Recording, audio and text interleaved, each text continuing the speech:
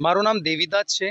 કાલે સવારે 6 વાગે હું દૂધ લેવા માટે જતો હતો, તો આ જ ખાડામાં મારી ગાડી સ્લીપ થવાના લીધે હું નીચે પડ્યો તો મારો એક આંગળી કપાઈ ગયેલી છે।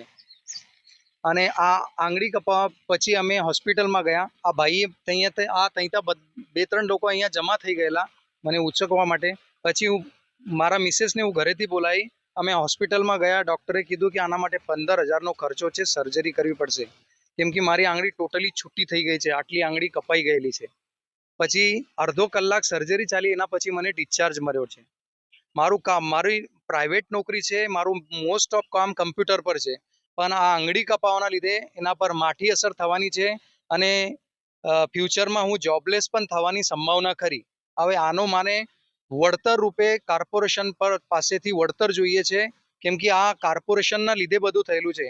આ રસ્તાઓ સારા નથી, એટલે આ મારો એક્સિડન્ટ થયેલો છે। મારું નામ દેવીદાસ।